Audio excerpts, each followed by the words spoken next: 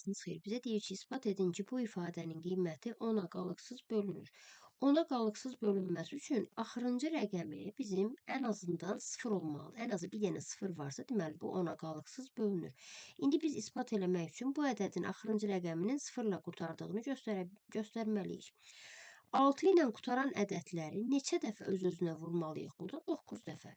Yəni 9 dəfə yox, 19 dəfə, 29 dəfə, 39 dəfə neçə dəfə öz-özünə vursan, bu ədədin əvvəlində nə istəyir olsun, axırıncı rəqəmi bunun 6 olasıdır.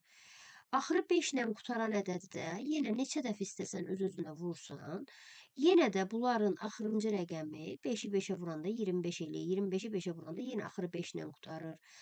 Aldığın ədədi bir də 5-ə vuranda yenə 5 ilə qutarır. Yəni bu axır 5 ilə qutaran ədədləri sonsuz sayda bir-birinə vursan, yenə bunun axırıncı rəqəmi 5 eləyəsidir. Sonra burada qaldı 19 üstü 16. 19 üstü 16-nı yazıram. 19-un üstündə 4, üstündə 4 kimi. Təzədən.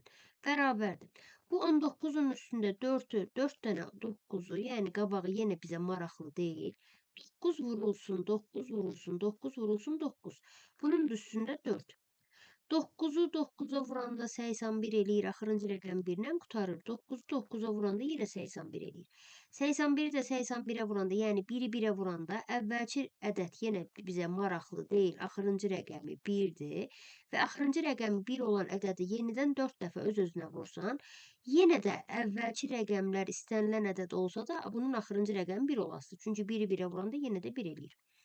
İndi burada axırıncı rəqəmlərlə başlayaq işləməyə.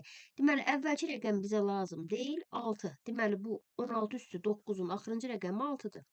Üstəgəl, yenə əvvəlki rəqəmlər bizə lazım deyil, axırıncı rəqəm 5-dir. Çıxılsın, bunun da axırıncı rəqəmi 1-dir. Bərabərdir. Axırıncı rəqəmləri toplaysam, o 6 ilə 5-i toplayanda 11, 11-dən də 1 çıxanda 10 eləyir. Yəni, əvvəlki rəqəmlər yenə bizə maraqlı deyil. Axırda bir dənə 0 olduğunu isbat elədim. Axırda 0 olduğuna görə isə bu ədəd 10-a qalıqsız bölünür. İsbat bundan ibarətdir. Sağ olun.